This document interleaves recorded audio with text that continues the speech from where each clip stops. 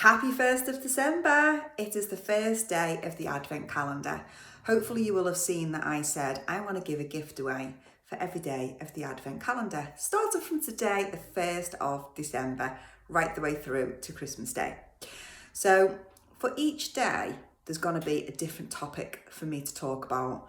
And I just want to disclose, I am just going to give my interpretation, my opinion, my ramblings. Hopefully you learn something, maybe you'll disagree, but just stay engaged, like, comment, share your opinion. And if you like being in this group, add some more people to it. Just invite your friends and family. Ego. What is our ego? It's the most peculiar thing, really, when you think about it, isn't it? You know, when we were children, when we were growing up, there was like different aspects of our consciousness and subconsciousness right the way through to the age of 7, and then 10 or 11 when we're going into our teenage years. And our ego is the most prominent part of our identity when we are an infant. And then as we start to get a little bit older, we have what's called the id, and then we have the superego. And what happens is we start to get engaged with society. We start to know our place within our family, know our place within our peer groups, recognize what people are responding to. Do they like it when you are funny? Do they like it when you are authoritative? But our ego is the most interesting part of our psyche, where our personality is. And I think when a lot of people say, oh, he's really egotistical, or she's really egotistical, it can quite easily be misinterpreted as they think a lot of themselves. But it can actually mean the opposite. So when somebody is feeling a lot of fear, feeling a lot of sensitivities or easily offended, that is coming from a place of ego. So ego is the deep down sense of who we are. What is our identity? And when somebody challenges our perception of what we perceive ourselves to be, it can trigger our ego, and it happens all the time. And you'll hear loads of different spiritual gurus talking about transcend the ego, kill the ego.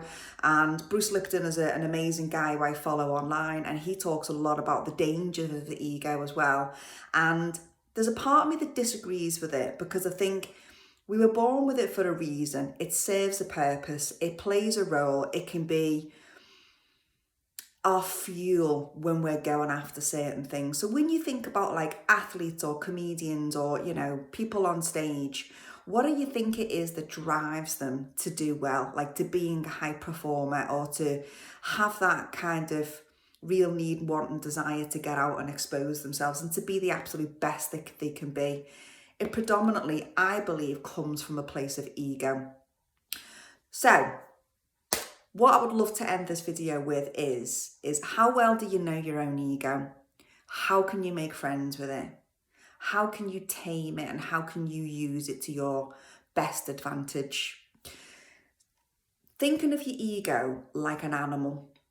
If you've got a pet at home, you know, a cat or a dog, they can act up, can't they? When they want their needs met, they might act up, or they may, they may want to please you or whatever. I want you to think about your ego like an animal. So join me now and just kind of like take a nice deep breath in. And if you're comfortable to do so, just close your eyes. I'm going to keep mine open. But I want you to just connect with the part of you of where your ego is.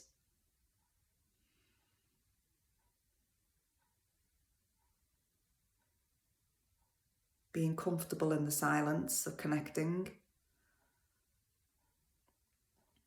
And if your ego was any form of an animal or even an object, what would it be? And if you see it now,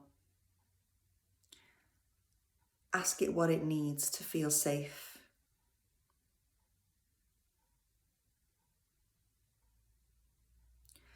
Ask it, is it willing to be relaxed and not act up?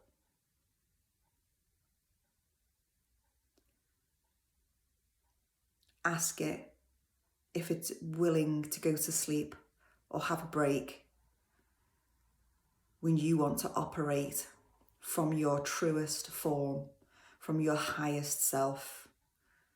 And when you're operating from your highest self, ego has no role, where you're not worried about other people's opinions, you're not craving external validation. These are all things that your ego desires. So if your ego is relaxing now and you can see it, I want you to maybe even give it a name. Tell it, him or her, that you love it and you are grateful for the role that it plays in your life. But your higher self, your truest form of self, can be in the lead, can be in the driver's seat, and is the one who knows best. And when you're ready, I'd like to open your eyes and join me back in. And just remember that your ego just wants to keep you safe, just wants to protect you. It might want to feel significant. It might want to act up.